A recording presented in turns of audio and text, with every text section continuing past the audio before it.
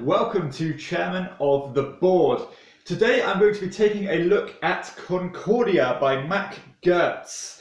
Now I'm not going to go into much detail about how the game works because I'm sure a lot of other people can kind of explain the rules better than I can, but I'm going to give my thoughts and opinion on the game. Now Concordia is like an economical hand management game with a bit of deck building in it. Set in ancient Rome or Italy and amongst the Mediterranean Sea if you're playing with more than 2 players. So let's get into the review and I'll give my thoughts. Okay, so when I kind of think about Concordia, the instant thing that pops into my head is just how smooth the game is, just how mechanically sound it is. It's unbelievably well designed in that regard. Basically, every player is going to have 7 cards. Identical, and all you do on your turn is you choose one of those cards and you play one of those cards and do what it says on the card. So you've got prefects, which let you turn over a province tile, and that will give you rewards in relation to how many trading posts you've put down. You've got senator, which lets you buy more cards to add to your little hand. You've got an architect, which lets you set up the trading posts and also move your guys around the board. You've got a diplomat, which is a really interesting mechanic, which lets you copy the last played card of another player. You've got the mercator, which lets you kind of trade goods and take a bit of money. And you've also got the tribune, which is really important because when you play a card, you actually discard it and put it on a pile, and you can't use that card again until you use the tribune to pick them up. But what's really cool about it is that you get more and more of a reward and incentive to play through your cards, because the more cards you play, the bigger reward you get when you play your tribune. Because every card in the excess of 3 you've played, you get 1 sestertii, which is your currency in the game. And I just love how so many deep mechanical game is just embedded into these 7 cards, or a few more cards than that if you include the cards you draft. Now again, the turns go by really quickly, and you can kind of resolve your turn as other players go on, because for example, if you play your your mercator, for example, you can start doing your trading and the next player can just carry on and take their turn. Again, it's just, rules-wise, it's just so easy to digest. But another thing that really is just mind-blowing to me how this game works is the scoring system. Because not only do these cards give you your actions you take, they're also going to determine your points at the end of the game. Because each of these cards is kind of they're kind of linked to a certain god. You've got Vesta, you've got Mars, you've got Mercurius, Jupiter, and Saturn. And each of these different gods is linked to a different strategy you can take to get points at the end of the game.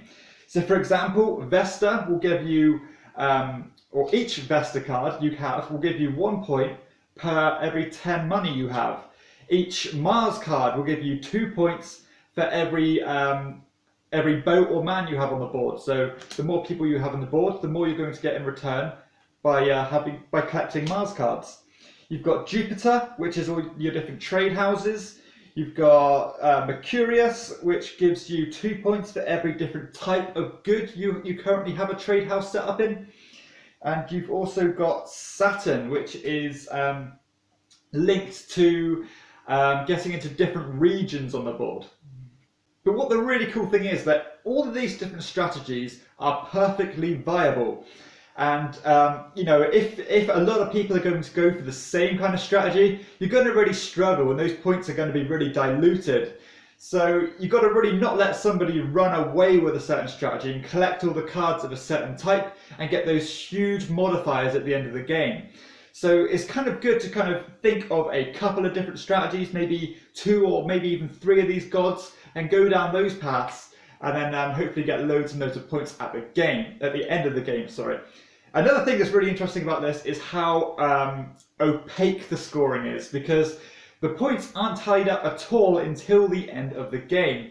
So you can kind of tally up in your head how well other players are doing by, looking what they have on the board and looking what kind of cards they've been drafting. But because of the way this scores, the endgame scoring is always really tense, and you can never be entirely sure about who's going to win. Basically, this game is all about efficiency. You really can kind of plan 3 or 4 turns ahead, and I love that about games. That kind of really ramps up those meaningful decisions for me. The strategy is so rich here. But not only have you got to kind of plan those things ahead, you've got to have contingency plans as well, because if other players get into certain regions and play their architect card and end up putting trading houses on those places or different cities, then you have to pay double the amount of money to get into those cities. So you kind of have to plan ahead for that, because you can really be left high and dry if you don't consider that extra money you have to pay if other players get there before you. Really compelling. Super tense, because not only do you want to get into those cities in order to spread as much as you can, get a good presence on the board, but you also have to keep in the back of your head that there's cards to draft here. If I don't draft these cards before other players, they're going to get bigger multipliers than me at the end of the game. So there's this real inner tension here. You have to play it cool and hope nobody is going to draft the cards that you really want. It is absolutely fantastic in that regard, and the meaningful decisions are just absolutely phenomenal. One thing that I do really like is a very simple mechanism in the game is this, which one is it? It's this prefect card.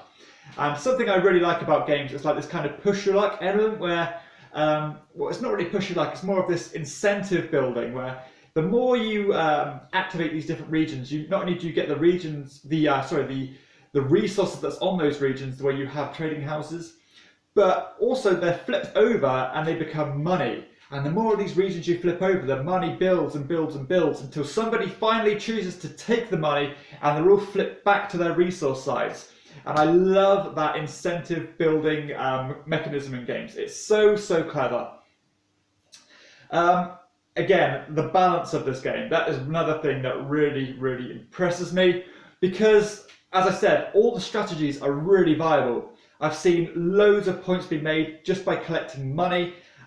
Having all the different colonists on the board is a very good strategy if you have the Mars cards, the Saturn cards by spreading across all the regions. Again, all these strategies are perfectly viable, and having all those different routes to victory is so important for replayability and just to keep you wanting to go back and explore different things.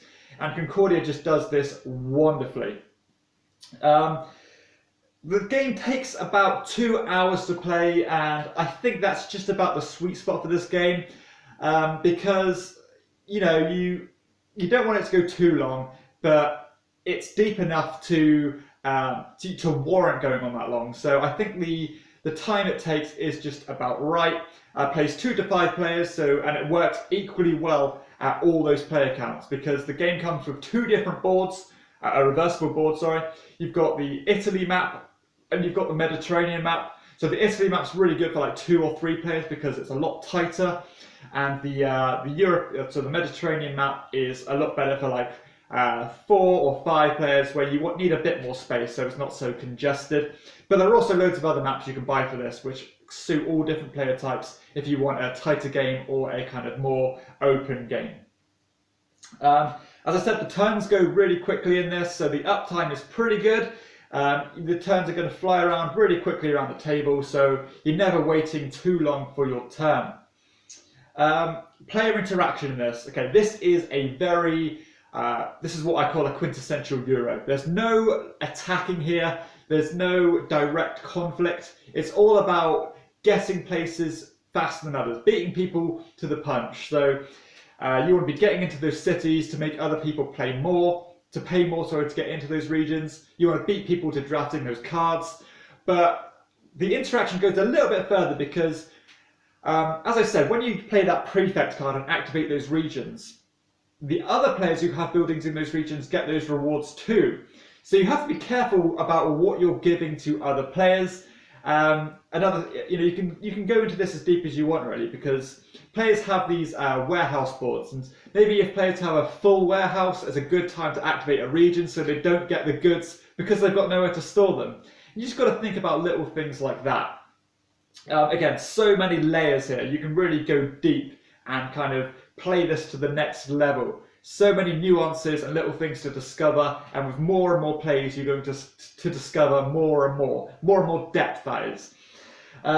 Visually, I can see why this game might look a bit boring and bland to a few players. It's got this very dry map. The cards, again, they're not, they're very nice, but they're not got anything really like, visually stunning art on them or anything, but very functional, very well written. The rulebook is really well written, and it's only actually a couple of pages because the rules are that well streamlined. Component-wise, it's really good. The stuff is very good quality board, good quality wooden pieces, good thick cardboard and nice cards. And I actually do like the look of the game. I think it looks really nice. It has this real kind of charming feel to it. But again, I know a lot of players I play with think this looks boring, and I can completely understand why it does, because it's not, it's not visually, whoa, that's nice. I mean, the box in particular is very ugly. I don't know why they chose that design. It looks hideous, but it's definitely not a reflection of the game itself.